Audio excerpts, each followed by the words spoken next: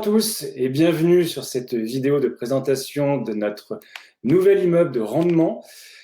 Pour la première fois, Foxstone est dans le canton de Neuchâtel et je suis en compagnie de Neil Haddy, responsable des acquisitions. Bonjour Neil. Bonjour à tous, c'est toujours un plaisir de te retrouver et de vous retrouver pour vous présenter une nouvelle opportunité. Surtout celle-là, vous allez voir, elle est assez exceptionnelle. À tout de suite, Hugo. Merci Neil. Nous sommes donc pour la première fois dans le canton de Neuchâtel, dans la commune de Cornau, dans la région d'Entre-deux-Lacs, donc entre le lac de Neuchâtel et le lac de Bienne. Cet immeuble, qui est un immeuble typique des biens de rendement, est un immeuble qui est bien sûr 100% résidentiel et qui est composé de 20 appartements, avec une typologie qui est variée, allant du studio aux 4 pièces. Le premier avantage, c'est que cet immeuble possède un grand nombre d'appartements, ce qui permet de diluer le risque locatif sur un grand nombre d'unités dans un immeuble de rendement. Quand vous devenez copropriétaire de cet immeuble, vous devenez copropriétaire de l'ensemble des appartements et non pas d'une seule unité, ce qui permet de diluer le risque de chacun des investisseurs. Sur ces 20 appartements, il y en a une grande partie qui ont été rafraîchis ou rénovés. On a 16 appartements rénovés sur les 20 qui ont été rénovés au fil de l'eau en fonction des rotations des locataires. Et pour maintenir l'immeuble dans ce bel état et pour rénover les derniers appartements, Foxstone a prévu un budget confortable destiné à faire ces travaux. Neil Haddy vous en donnera les contours et les différents détails.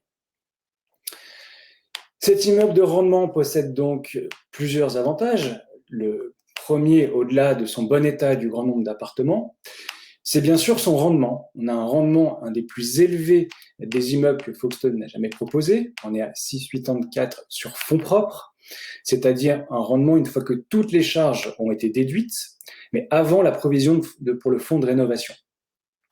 Par mesure de bonne gestion, pour maintenir l'immeuble en bon état et pour financer les rénovations des appartements restants, nous allons constituer un fonds de rénovation avec une partie des loyers, mais également une provision dès l'acquisition de l'immeuble, et le rendement distribué aux investisseurs sera de 5,94%.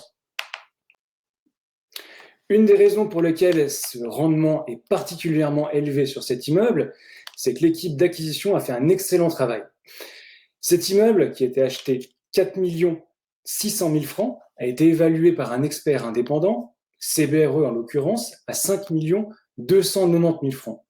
Donc on achète l'immeuble quasiment 700 000 francs en dessous de sa valeur d'acquisition, ce qui représente un delta de 13%.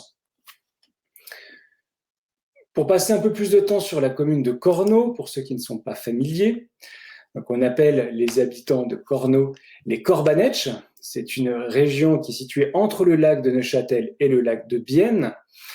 C'est une commune qui a tenté plusieurs projets de fusion qui ont jusque-là qui ont été avortés, des fusions à 8, puis 7, et enfin 6 communes qui n'ont encore jamais vu le jour, des fusions qui étaient prévues avec les communes avoisinantes de Cressier, Saint-Blaise et Hauterive. La particularité de cette commune de Cornau, c'est qu'elle bénéficie de l'attrait du secteur industriel de Neuchâtel, avec notamment tout le bassin d'emploi qui est lié à l'industrie horlogère. Mais la commune de Cornau et le secteur de l'Entre-deux-Lacs est également un secteur particulier puisqu'il est fortement représenté par le secteur industriel qui génère beaucoup d'emplois dans la région. On peut également apprécier la localisation de Berne qui se situe pas très loin de la commune et qui offre également son dynamisme et son attrait. Au registre des projets qui sont en développement dans la commune de Cornau, ils sont axés sur 2 principaux axes. Le premier, c'est de renforcer tous les axes de transport, puisque la commune de Cornau est déjà extrêmement bien desservie, puisqu'on a une gare CFF qui est une ligne majeure qui relie Genève à Saint-Gall, et on a également l'autoroute qui passe juste à côté de la commune. Le deuxième volet, c'est la progression écologique de la commune qui s'inscrit dans cette dynamique pour les prochaines années, avec notamment un projet de raccordement au chauffage à distance pour les immeubles de la commune de Cornau, et cet immeuble d'ailleurs en fait partie. Le raccordement est prévu pour la fin de l'année 2022, voire 2023. La commune de Corno est une commune tout à fait traditionnelle qui est constituée d'un bourg historique sur lequel vous avez l'ensemble des commodités qui sont facilement accessibles et puis une première couronne périphérique d'immeubles résidentiels, celle-là même où se situe l'immeuble que nous convoitons. La deuxième particularité, c'est que vous avez la commune de Crécier, qui est également juste à côté, avec laquelle elle partage des infrastructures communes. Vous avez notamment toutes les commodités, notamment les écoles. La gare CFF qui se situe juste à côté du bourg historique, qui permet de relier très rapidement les grands axes ferrés de Suisse romande et de Suisse alémanique. Et juste en dessous, comme vous pouvez le voir en bas à droite de la carte, vous avez l'autoroute avec un accès direct. L'avantage, c'est que vous avez tous les avantages de l'accès à l'autoroute à côté de la commune sans en avoir les désagréments, puisque l'autoroute contourne la commune depuis sa création. Je vous parlais de cet immeuble comme un choix qui est très défensif, de par sa conception, ses rénovations régulières, son prix d'achat compétitif. Un des points importants qui nous a fait choisir cet immeuble est également lorsqu'on regarde les loyers. Donc on a des loyers qui sont répartis sur 4 typologies, du studio aux 4 pièces. L'ensemble des loyers sont dans la moyenne de marché, voire même en dessous de la médiane, ce qui permet d'avoir des logements qui sont attractifs, de pouvoir conserver les locataires actuels et pouvoir relouer facilement les appartements en cas de départ. Dans le détail de la typologie, nous avons 4 studios, nous avons 2 2 pièces, nous avons 8 3 pièces et enfin 6 4 pièces. La plupart de ces appartements, comme on vous l'a dit, ont déjà été rénovés au fil des rotations. Il reste encore 4 appartements qui n'ont pas été rénovés pour une raison très simple, c'est que les locataires qui habitent ces appartements sont là depuis plusieurs années, plusieurs dizaines d'années même, quasiment depuis la fin de la construction de l'immeuble. Donc la rénovation de ces appartements est prévue et budgétisée. Elle interviendra au moment où les locataires partiront de l'appartement. On fera des rénovations pour pouvoir relouer l'appartement, cette fois-ci rénové. Pour vous donner un chiffre, les 3 pièces qui sont en majorité sont louées à un prix de marché qui est de 1100 francs. Sur ce prix de marché de 1100 francs, on a la moitié des 3 pièces qui sont louées en dessous de 950 francs. Donc on a des loyers qui sont très bon marché et attractifs par rapport à la moyenne. Pour finir, un aperçu du plan financier de cet immeuble. Les chiffres importants à retenir sans passer ligne par ligne, c'est le prix d'acquisition du bien qui est, je le rappelle, 700 000 francs en dessous de sa valeur de marché. La 4e ligne du plan financier qui correspond au versement initial sur le compte de la copropriété, un peu plus de 200 000 francs qui sont mis de côté dès l'acquisition de l'immeuble en vue de financer une grande partie des rénovations des appartements et de l'entretien sur les prochaines années. On arrive donc à un peu plus de 2 millions de francs qui sont levés par les investisseurs de Folkestone, donc 8 ans de part à 25 000 francs. La ligne suivante sur laquelle je souhaitais m'attarder, c'est la ligne qui s'appelle protection de vacances locatives à 4,2%. À quoi ça correspond ?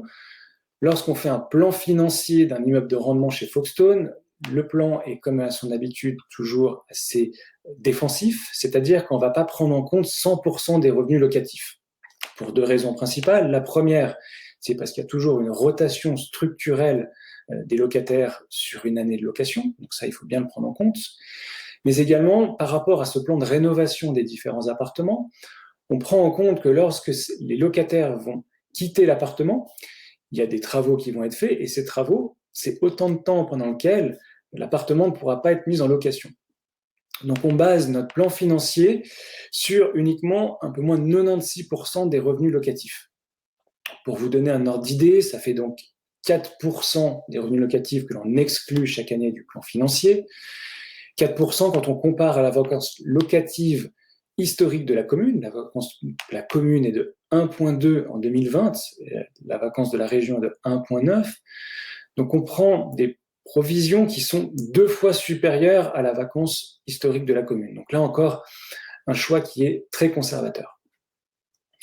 On arrive sur le rendement net sur fonds propres de 6,84, donc un rendement qui est très élevé, un rendement qui est toute charge déduite, sur lequel on va appliquer une provision de fonds de rénovation, toujours pour financer ces travaux. Donc les travaux sont, je le rappelle, financés en grande partie à l'acquisition de l'immeuble et avec 18 000 francs par an supplémentaires, ce qui correspond à 8% de l'état locatif qui sont mis de côté.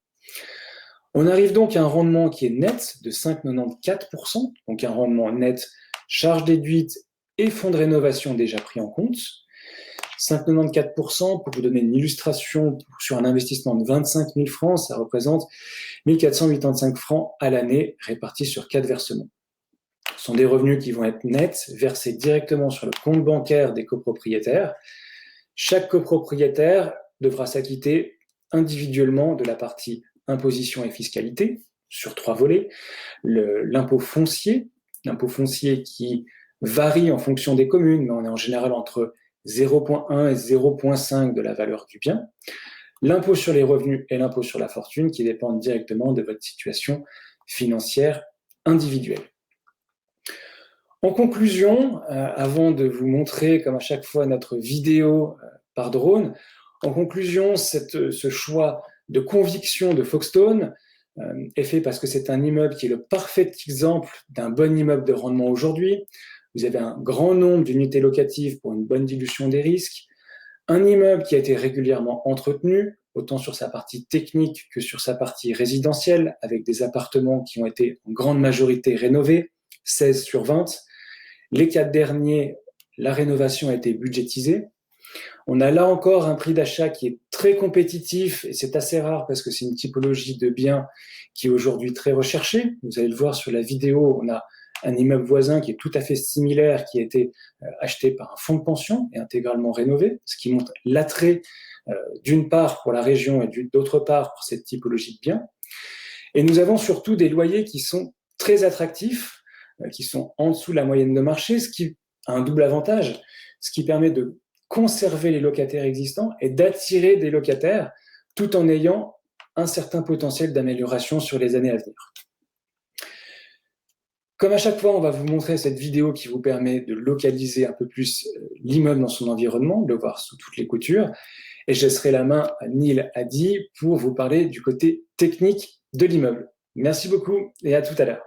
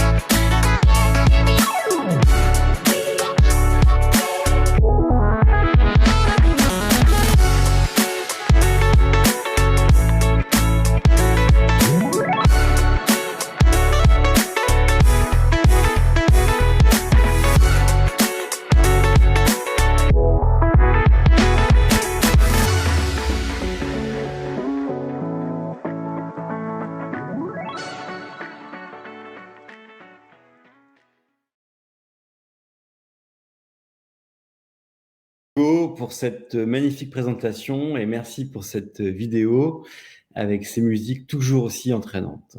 Alors écoutez, moi c'est avec plaisir que je vais vous parler un tout petit peu plus en détail des caractéristiques techniques de cet immeuble. Donc c'est un immeuble qui a été construit à la fin des années 60. C'est un immeuble qui a été très bien entretenu par son ancien propriétaire qui a toujours fait les investissements notamment dans les appartements afin de garantir une qualité d'occupation optimale pour les locataires, malgré des prix de location particulièrement bas. Ce qui nous offre donc un immeuble, comme Hugo vous l'a dit, très défensif. On a un immeuble avec une attractivité locative qui est évidente. Donc, c'est un immeuble qui a 20 logements, 16 ont déjà été rénovés ces dernières années, il en reste 4 à rénover.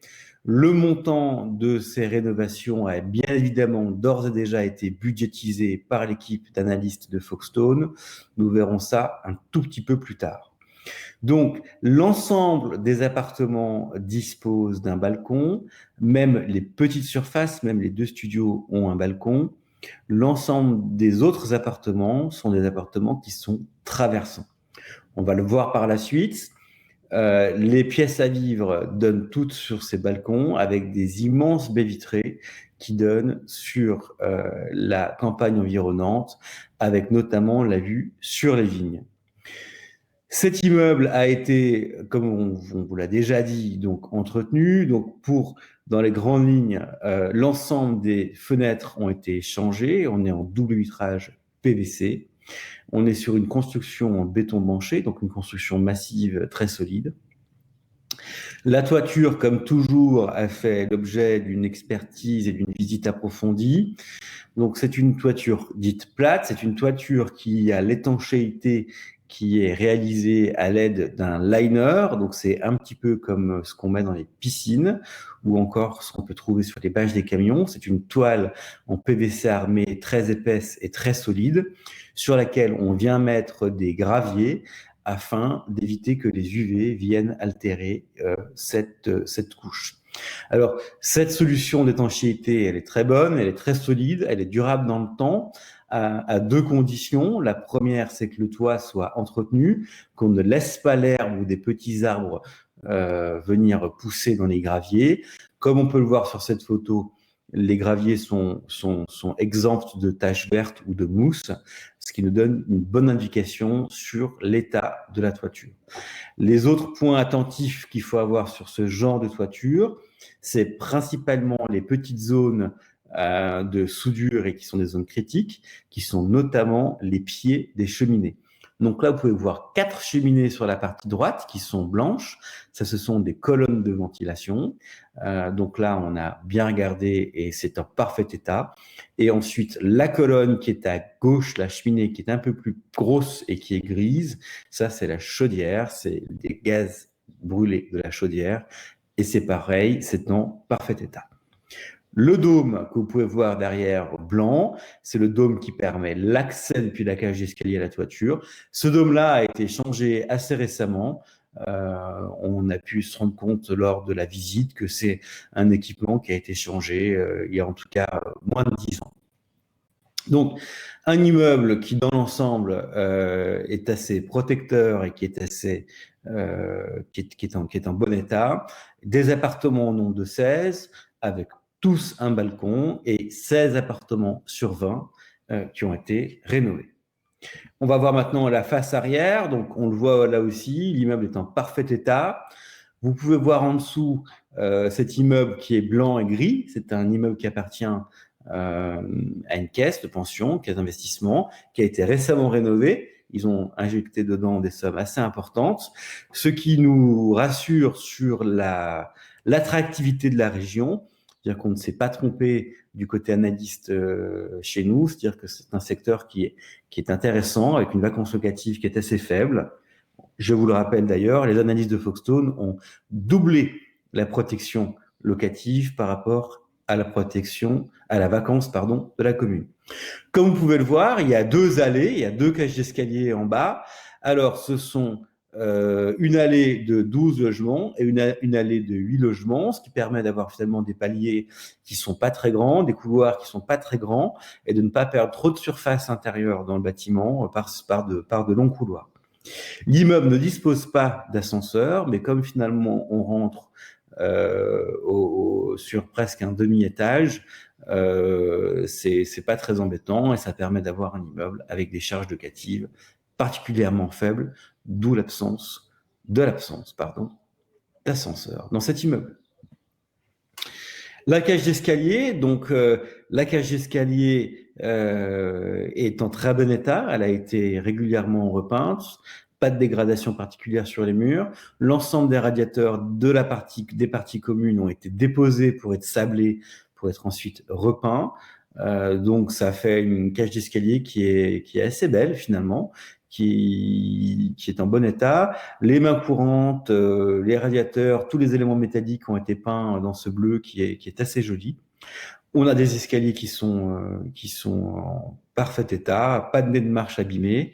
On a quelque chose qui est tout à fait bien.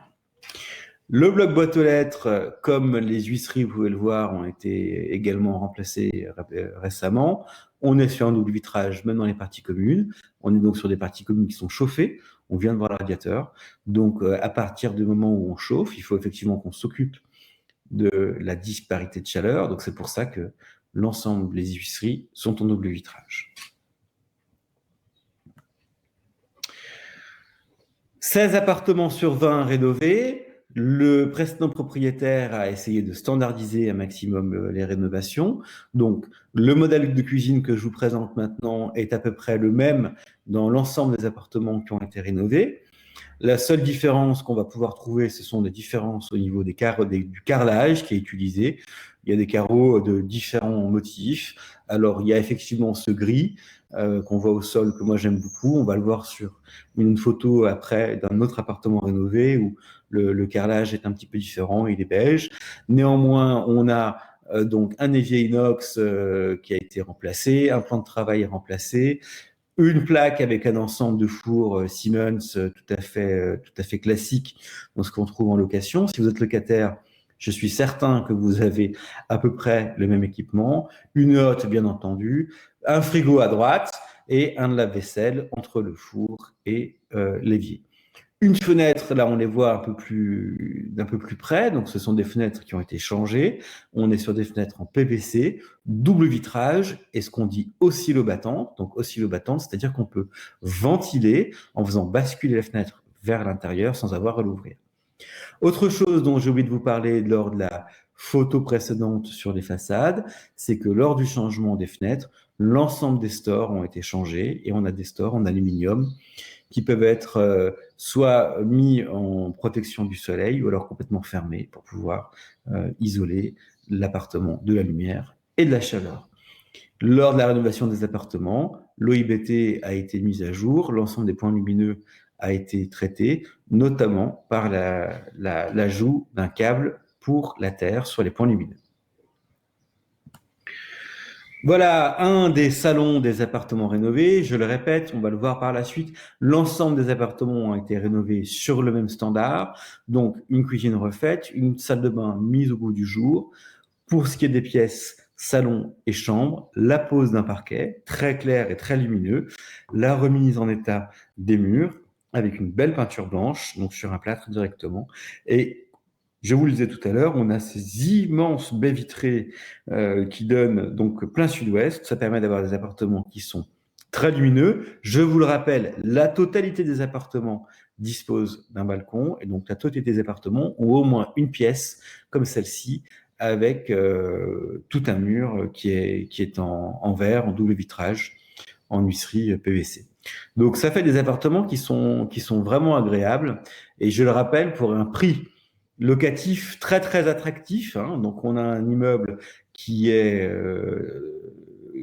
une valorisation qui est très bonne, des loyers qui sont très bas, une vacance locative protection Foxtone qui est très élevée et une protection technique, on va le voir juste après, qui est également très élevée. Voilà, ça c'est une chambre, donc les chambres sont de l'autre côté, sont côté est, hein, ce qui est plutôt logique. Donc même classification de rénovation, un parquet très clair au sol, une reprise totale de la plâtrerie peinture et toujours ces fenêtres en PVC en double vitrage et la reprise de l'OIBT. Ça c'est un appartement qui a été rénové pour information il y a 2 ans et qu'on a pu visiter lors de la visite technique il y a quelques semaines parce qu'on était juste entre 2 locataires. Donc c'est un appartement qui ne vient pas juste d'être rénové, hein. C'est un appartement qui a déjà été rénové il y a 2 ou 3 ans. Donc on peut le voir, la rénovation a une bonne qualité et ça s'est parfaitement maintenu après 2 ou 3 ans d'occupation. Alors, pour ce qui est de la technique, donc je vous le rappelle, donc sur le plan financier, nous avons doublé la protection locative et l'ensemble de l'immeuble est très entretenu. Il y a seulement un poste à surveiller. On va en parler juste après. Donc, L'équipe d'analyse a fait le choix vraiment de faire un immeuble très, très défensif. Et malgré le très bon entretien et l'expertise de CBRE qui prévalait des travaux au moyen terme pour 120, 130 ou 140 000 francs, l'équipe d'analyse a budgétisé presque 400 000 francs de travaux. Ils ont budgétisé 390 000 francs pour être tout à fait précis. 213 000 francs en day one. Donc, c'est-à-dire que le premier jour où vous allez acheter les parts de propriété, il y aura déjà sur le compte de protection pour pouvoir engager des travaux 213 000 francs, auxquels vont s'ajouter 18 000 francs par an, ce qui représente 8% de l'état locatif. C'est un état locatif qui est déjà très, très défensif. Donc, c'est une somme qui est très importante, de manière à pouvoir arriver à un budget de 390 000 francs. Ces 390 000 francs, donc, et ils vont être utilisés de la manière suivante. On va mettre 232 000 francs pour ce qu'on appelle la stratégie esthétique et mise aux normes. Principalement, c'est pour la rénovation des 4 appartements qui restent à rénover. Et puis, maintenir, bien entendu, les autres appartements dans la même qualité de standing qu'aujourd'hui, c'est-à-dire des appartements propres, en bon état d'entretien, qui offrent aux locataires une qualité de vie bonne, et ne pas avoir des appartements qui se dégradent avec le temps.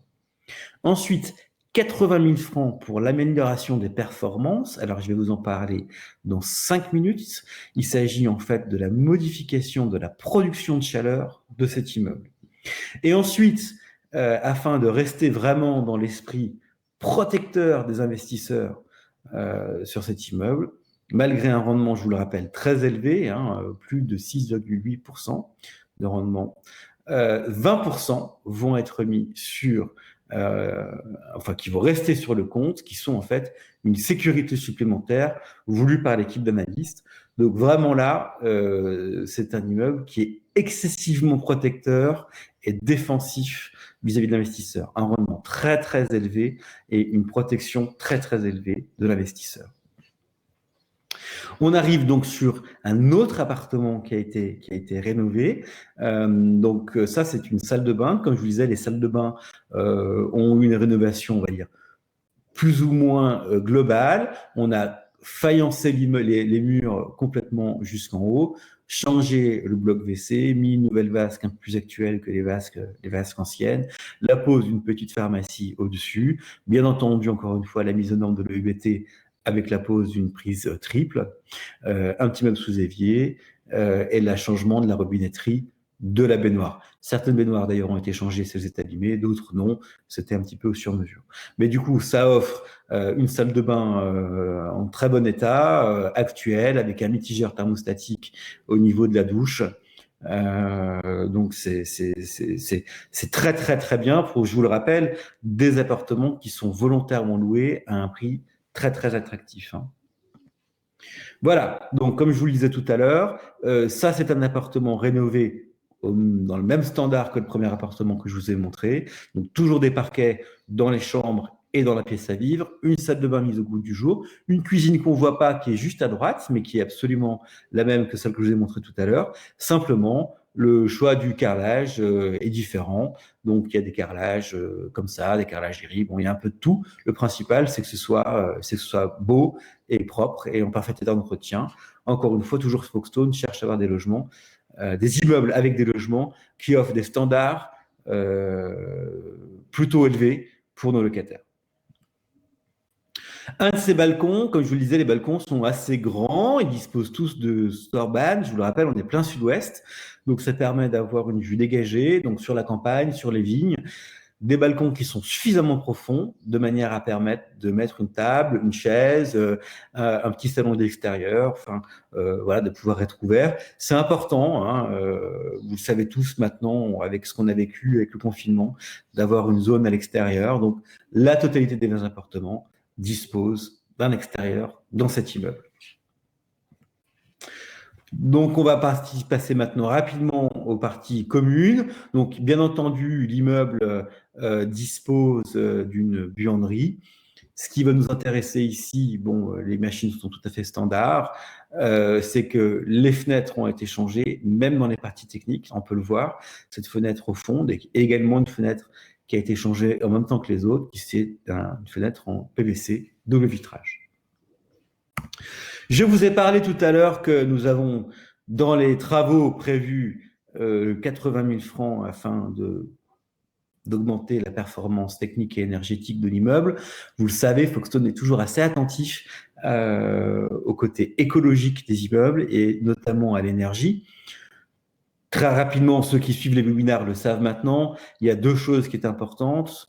Il y a la production d'énergie, l'isolation du bâtiment et la distribution de l'énergie. Pour ce qui est de la distribution, sur cet immeuble, on est sur quelque chose de standard avec des radiateurs muraux. Pour ce qui est de l'isolation, un effort a été fait au niveau des fenêtres en changeant les fenêtres, en mettant des fenêtres en PVC double vitrage. Et pour ce qui est de la chaudière, alors c'est une chaudière qui est au fioul. Cette chaudière au fioul a eu une intervention assez importante il y a quelque temps par l'ancien propriétaire qui a changé le brûleur. Alors, je vais m'arrêter très rapidement là-dessus juste pour pouvoir vous expliquer que une chaudière à combustion, donc soit au gaz, soit au fioul, soit au pellet, est composée de deux parties. Une partie qui va créer une flamme, une source de chaleur, et puis ensuite une partie qui va récupérer cette chaleur-là afin de pouvoir réchauffer l'eau et l'injecter dans le réseau de chauffage et dans le circuit d'eau chaude sanitaire, par le biais bien entendu d'un boiler. Et donc, il y a deux parties. Il faut imaginer ça un petit peu comme une casserole qui serait posée sur un brûleur qui serait plutôt la plaque de cuisson. Alors, ce qui est important, et ce qui consomme, et la partie technique, c'est, si vous voulez, le brûleur. Donc là, le brûleur dans cette chaudière a été changé en 2017. Donc, plus les circulateurs. Les circulateurs, ce sont les pompes qui permettent la circulation de l'eau. On la voit juste en face de nous, c'est cette pompe qui est rouge.